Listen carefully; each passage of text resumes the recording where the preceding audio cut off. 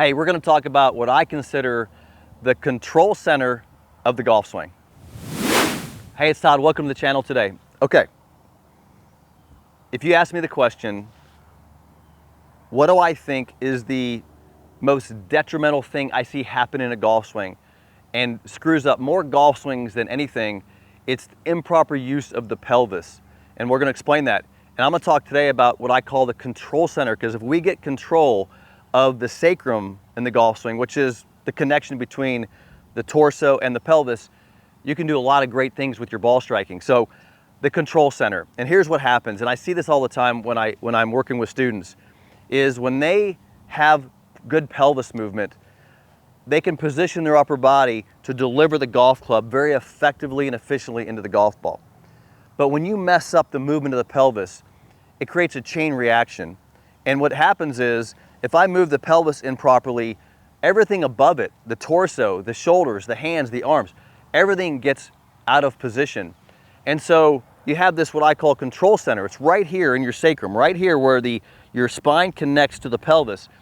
If we get control of that and move it correctly, the upper body can function, tilt, and rotate, and the hands and arms can then, as a consequence, effectively strike this golf ball. Let's look at the motion of a golf swing to kind of understand this, because what you want to see is a very stable lower body, and the legs do this. The legs and feet are very important in this process too.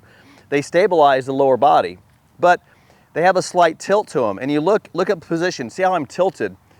And so when I take the club back, you'll notice that I'm bracing around this leg, and when I do this, it's moving the lower body. Believe it or not, that sacrum gets a slight forward movement to it. So my lower body has actually moved slightly that direction. And then you'll notice when I transition and start coming down, it stays forward and then it rotates. And because of that, look at my tilt of my body. I can maintain the tilt of my body, come down, and correctly strike the golf ball. Now, if you're studying this spine movement, and if you watch, look at Mo here on this video. You're watching Mo, and you see the spine movement. I'll draw a line on it, and you can see when he takes it back that this area stays in a forward position, and you look at the tilt of his body in this. So the sacrum area becomes your basically key point to being able to move the upper body correctly. Now, what I see happen a lot in swings, and you've got to check this, because once you do this incorrectly in the swing, the whole swing gets very disrupted. If you're set up, even if you have a perfect setup, and you make what we call pelvis shift, if the pelvis shifts this way too much, and the sacrum goes backwards, that direction, you can no longer engage the lower body first, because what happens now is your body gets reverse tilted. You probably heard that term before. But when I'm reverse tilted at the top, what happens is when I try to move lower body first, the upper body has nothing else to do. It has to go this direction.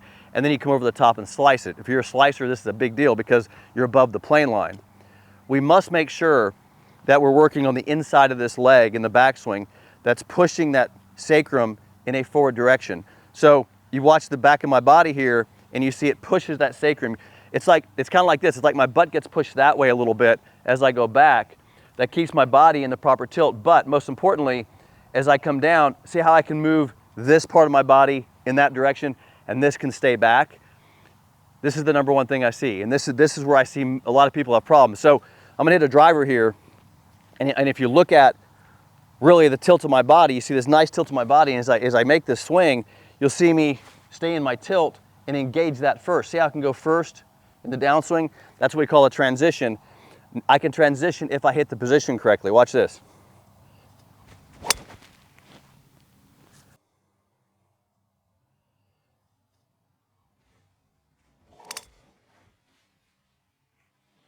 And so because of that, you see that.